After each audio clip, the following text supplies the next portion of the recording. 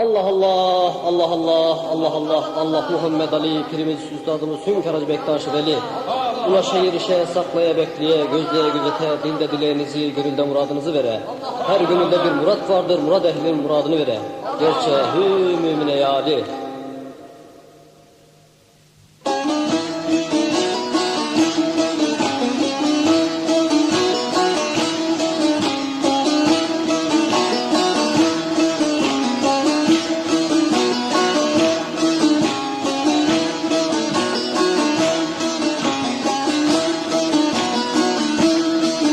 Duaz imam okununca kulak verip dinlemeli. İki gönül bir olunca kılavuzun eylemeli. Allah Allah Allah Allah Allah Allah Allah Allah. İki gönül bir oturur, hazıra selam getirir. Rehber erkan getirir, ona niyaz eylemeli. Allah Allah Allah Allah Allah Allah Allah Allah. Niyaz geldi bize haktan, şu mahluğu işi böhtan. Korkmaz mısın ul Allah'tan, sözü doğru söylemeli. Allah Allah Allah Allah Allah Allah Allah Allah. Sözü doğru söyleyi gör, yorulmanı boylayı gör. Son bir iyilik eyleyi gör, kötülüğün eylemeli. Allah Allah Allah Allah Allah Allah Allah Allah. Kötü söz kötüden çıkar, aramızda ırmak akar. Teslimat dal delil yakar, ona niyaz eylemeli. Allah Allah Allah Allah Allah Allah Allah Allah.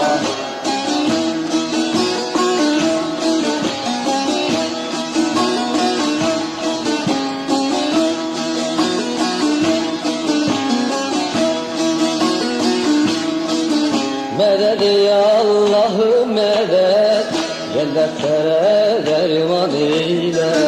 Yetiş yani ya Muhammed, cennetlere derman eyle.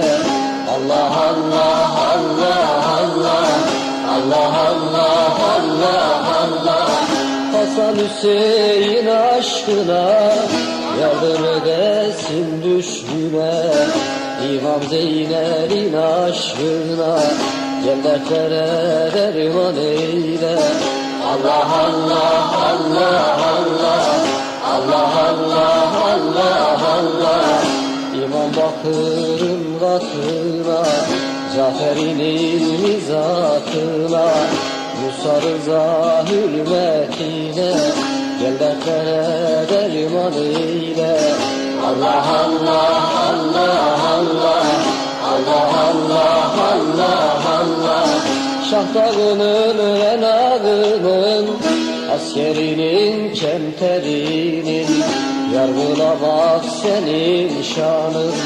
Cennetlere derman eyle. Allah Allah Allah Allah Allah Allah Allah Allah. Gel Allah'tan dilek dile, Mehdi sahip zaman gele. Dedem oğlu sözde kala, gel derdine derman eyle. Allah Allah Allah Allah Allah Allah Allah.